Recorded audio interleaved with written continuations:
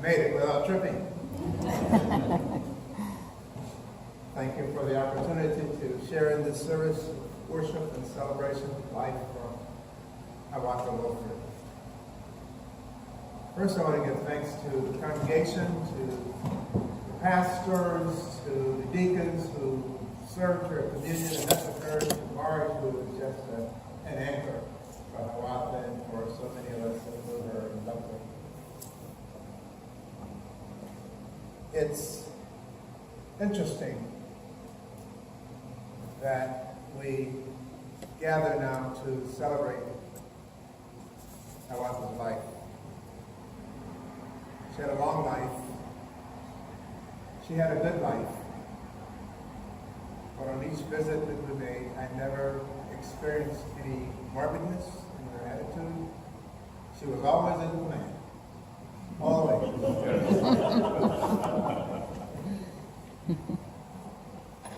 If you worshiped in an African American Methodist Episcopal church, as I did some 70 years ago in Jacksonville, Florida, a memorial service like this might have begun with a song like this. Lead me, guide me along the way, for if you lead me, I cannot stray. Lord, let me walk each day with thee. Lead me, O Lord, lead me. I am weak, and I need thy strength and power to help me over my weakest hour. Help me through the darkness, thy face to see. Lead me, O Lord, lead me. Help me tread in the paths of righteousness. Be my aid when Satan's can confess. I am putting all my trust in thee. Lead me, O Lord, lead me. There was scripture and song like this one that was an anchor in Hiawatha's life. From the book of Hebrews, do not neglect to show hospitality to strangers, for thereby some have entertained angels unawares. Remember those who are in prison as though in prison with them. As those in prison with them, and those who are ill-treated, since you are the body. Keep your life free from love of money, and be content when you have with what you have.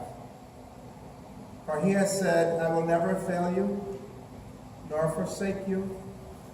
Hence we can confidently say, the Lord is my helper. I will not be afraid. What can man do to me? It was a song like the one just sung that could have easily come to the memory of Hiawatha. When she left home, she was young, trying to find her way to a healthy and fulfilling life and lifestyles which were almost never available to people of color, especially in southern states. She had faith in God, drive in her spirit, hope in her heart, and faith that led her to the truth that although she could not always see it, she knew that God had a plan for her. And I imagine that sometimes she argued with God about the plan, because she had another one, and she wanted to fulfill that one. But she did fulfill God's plan in her life. With drive in her spirit and hope in her heart, she left Arkansas for Chicago. And deep within, she believed that God would sustain her with the drive that she had in her mind and heart. And she would be faithful in her worship and service in his kingdom and keep his commandments. Hope for a brighter future was entwined in her faith in a loving God. Her faith was sustained as relatives shared their living quarters with her, helped her to adjust to the big city from the small one of Galena, Arkansas. And she soon found employment in the state of Illinois. She joined Grace Presbyterian Church, which through a merger later became Sixth Grace. So someone always asks, what are the 5 other graces? She married her husband, who preceded her in death. She continued to discover ways to live a life of faith, reach out in service to others, continue to plan and fulfill and plan those things that were meaningful to her. Those plans came into being as she migrated north.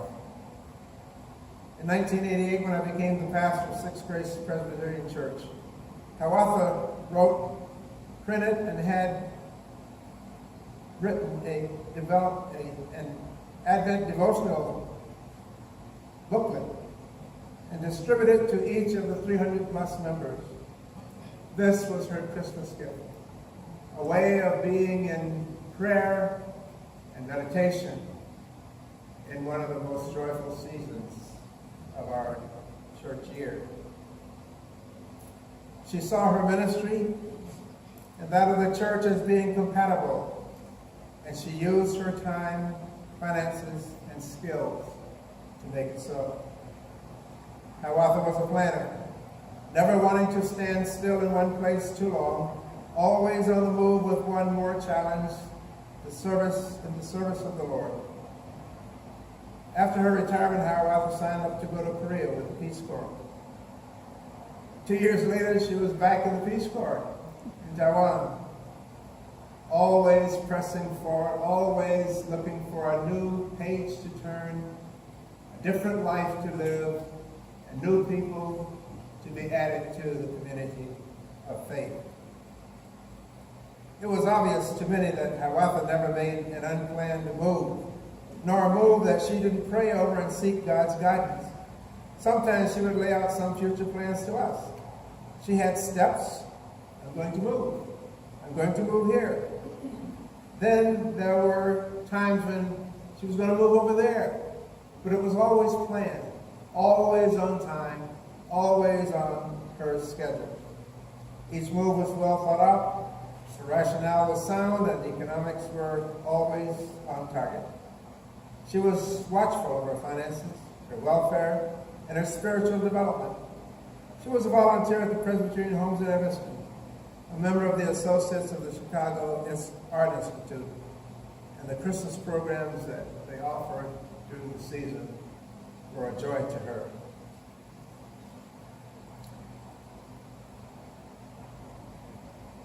On our last visit with her as a couple, my wife and I, a couple days before she died, she was calm, she was composed, and she had it all together. She touched our lives in meaningful ways and shared the art of planning in her new life, in her love for the Lord in every act. We give thanks to God for her life, her love, and her witness. God has blessed us through her, and she has been received into God's heavenly kingdom, as she has challenged us to make no small and insignificant plans, and to trust in the Lord with all our hearts. She showed us the way. Hiawatha has been a faithful servant of many things. Receive your just reward. Be blessed and take your rest, and receive forever the blessings of our Lord and Savior Jesus Christ. Amen.